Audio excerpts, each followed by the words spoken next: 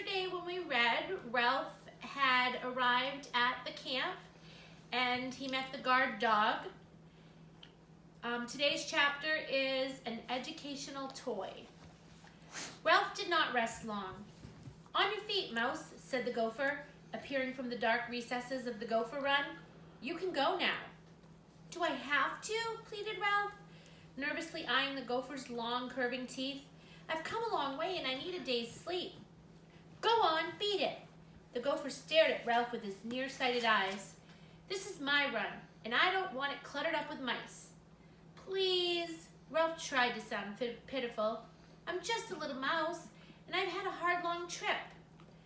"I know you mice," answered the gopher.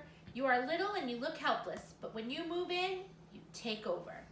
Then, he added in a more kindly tone, "Anyway, you had better get out while you can. That dog will eat his breakfast and go off on his round of inspection, and when he sees all the dirt he churned up, he'll start digging again."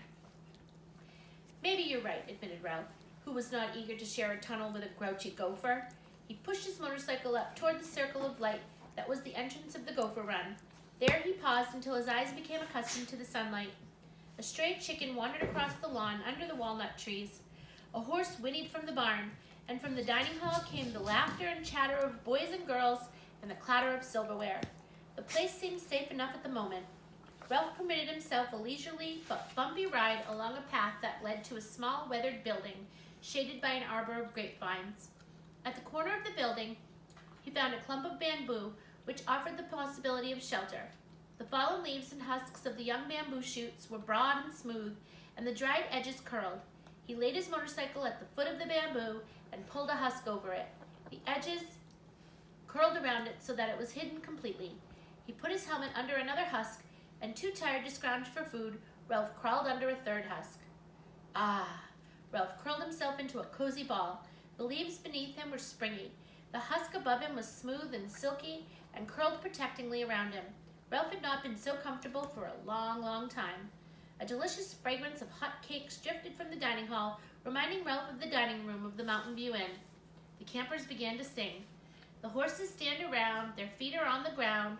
Oh, who will wind the clock while I'm away, away?" Ralph wondered if Matt had wound the clock in the lobby. Perhaps Matt was searching for a broken motorcycle in the shrubbery at the foot of the steps of the Mountain View Inn. Well, he wouldn't find it. Now all Ralph wanted was a peanut butter and jelly sandwich. Ralph slept more soundly than he had ever slept before. The next thing Ralph knew, a weight was pressing him into the bamboo leaves. He squirmed, but the weight pressed harder. He heard a cat's voice. "Now watch carefully. This is the way you handle a mouse." That greeting opened Ralph's eyes in a hurry. He saw to his horror that he was pinned to the leaves by the paw of a cold-hearted tomcat and was surrounded by a mother cat and a little litter of wide-eyed kittens. Ralph simply closed his eyes again and tried to pretend he was not there. He could not believe what was happening. Cats were something that happened to other mice, not to Ralph. Now he wished he had listened when his mother had tried to warn him, as she so often did, about cats, owls, people, traps, poison grain, and vacuum cleaners. "Children, pay attention," said the mother cat to her kittens. "A live mouse is an interesting and instructive plaything." Ralph felt quite miserable enough without having to be educational as well. The weight was removed from Ralph's body. A paw scooped him up and tossed him into the air. Nothing like this had ever happened to Ralph before. He landed on his feet and stood frozen with terror, facing the cat. He waited with every muscle tense for the cat to pounce, but nothing happened. The cat, who wore an interested expression on his horrible furry face, simply sat and watched.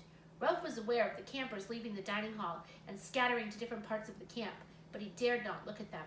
If he watched his chance, he might be able to make a run for it. The cat, apparently distracted by a butterfly, glanced away. Ralph leapt for freedom, only to be brought to earth by a paw. "That's the way you do it," said the tomcat. "Mice are stupid creatures who are easily fooled." Ralph lay limp and still, the cat's evil claws curling around his body.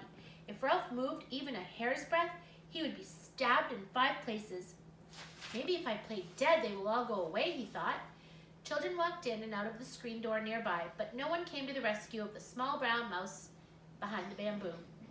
"He's trying to play dead," explained the tomcat, "but I can feel his heart beating beneath my paw." Unfortunately, there was nothing Ralph could do about his heartbeat.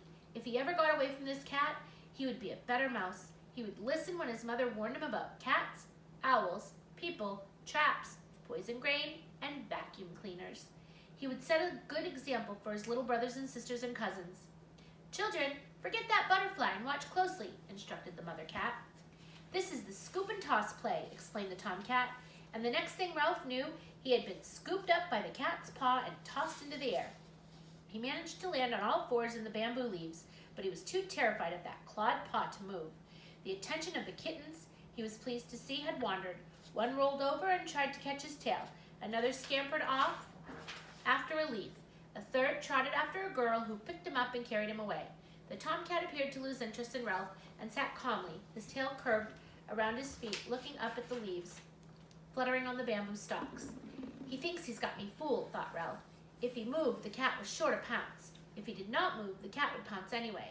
There was no way Ralph could win. He was doomed. Doomed to be a mid-morning snack for a cat. Okay, friends, we're going to stop there. It's a long chapter. We'll continue with this chapter tomorrow. I hope you all enjoy it.